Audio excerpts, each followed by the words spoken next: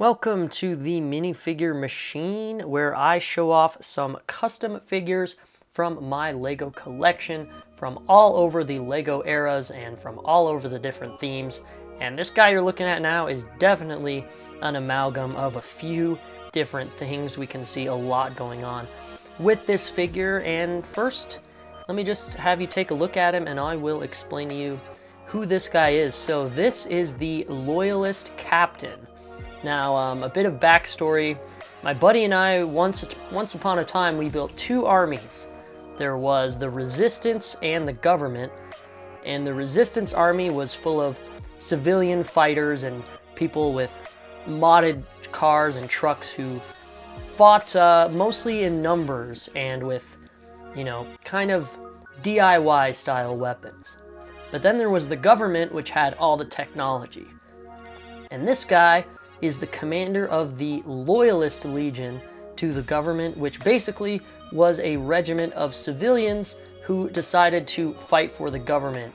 And in showing their pride for the government, they dressed in old school colonial garb. So that is why this guy looks kind of like a 17th century soldier. So kind of a ridiculous backstory, but I feel like it's necessary to sort of put this figure in perspective. Now you can see a few different types of parts on this guy. If you recognize the legs, those are actually Han Solo minifigure legs. They have the holster, and the blue torso piece, I think, pairs really well with the rest of the torso, or at least that blue belt does. On the other side, I'll show you his hat is from LEGO Pirates. It has an awesome insignia on the front. I really like this hat design, and I was so happy that I had a couple of the printed ones because it's perfect for a captain. His torso, which is probably my favorite part of the figure, is from a LEGO Pirates set as well, and I really just love the blue color and the jacket. It all really looks like some sort of maritime, British naval officer that has just a classic look to it, and it pairs so well with the captain insignia, the little things that hang over his shoulders. I'm not even sure what those are called, but they're old-timey, and the gold pairs really well with the dark blue for this figure and, brings them all together. And the last element, of course, his face, I think, kind of speaks for itself. It's kind of the mustache I'd expect someone who dresses like this to adorn.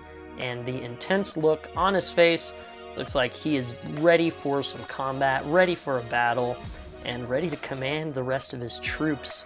If you notice, he actually has a custom molded brick arms weapon. I think that's supposed to be a musket or some sort of lever action weapon. I think it looks really cool, really brings this figure together. I'll have some more brick arms in figures I'll be showcasing in the future, but brick arms is custom LEGO weapons, and they're super fun because they can really change the way your figures look by adding some weapons that sort of suit their look, as that old-timey lever action weapon does. And then his golden sword, that's just his sidearm, his sort of commanding weapon that he maybe waves to the sky when he orders his troops and uses to chop up some of his enemies. That is just a gold sword from, I think, the LEGO Knights Kingdom sets, and I thought it went really well with this guy. It matches perfectly with his gold sash and the bit of gold on his helmet.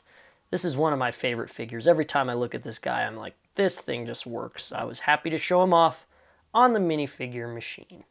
Thank you guys for tuning into this episode of Minifigure Machine. If you like the figure, be sure to subscribe, and I will see you guys next time.